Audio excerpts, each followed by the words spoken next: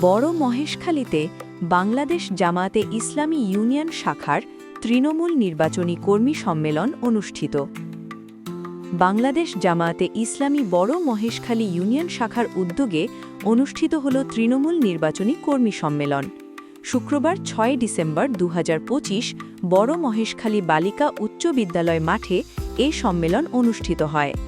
দিনব্যাপী এই কর্মী সম্মেলনে দলটির স্থানীয় নেতাকর্মীদের মাঝে ব্যাপক উৎসাহ ও উদ্দীপনা দেখা যায়। সম্মেলনে প্রধান অতিথি হিসেবে উপস্থিত ছিলেন বাংলাদেশ জামায়াতে ইসলামী কেন্দ্রীয় নির্বাহী পরিষদের সদস্য ও সাবেক সংসদ সদস্য মহেশখালী কুতুবদিয়া ডএম হামিদুর রহমান আজাদ। তিনি তার বক্তব্যে বলেন, ইসলামী আন্দোলনের সফলতা নির্ভর করে তৃণমূল কর্মীদের ঐক্যবদ্ধ ও সুশৃঙ্খল ভূমিকার উপর। আজকের এই সম্মেলন হল ভবিষ্যৎ নেতৃত্ব বাছাইয়ের পথচিত্র।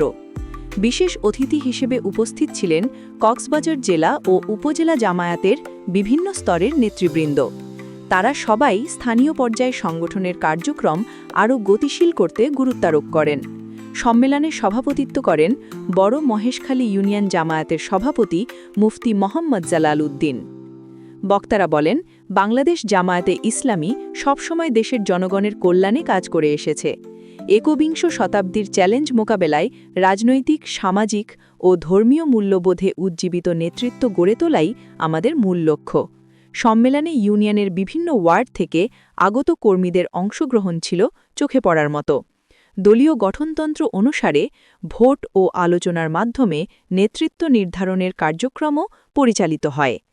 আয়োজকরা জানান, এই সম্মেলনের মধ্য দিয়ে ইউনিয়নের আগামী দিনের নেতৃত্ব গঠনের ভিত্তি স্থাপন করা হল। একই সাথে সংগঠনকে আরও শক্তিশালী করে জনসম্পৃক্ত ও যুগোপযোগী কর্মসূচির দিকেও অগ্রসর হওয়ার প্রত্যয় ব্যক্ত করা হয়। সুষ্ঠু ও শান্তিপূর্ণ পরিবেশে অনুষ্ঠিত সম্মেলনে ধর্মীয় ভাব গাম্ভীর্য, নেতৃত্বের স্বচ্ছতা ও রাজনৈতিক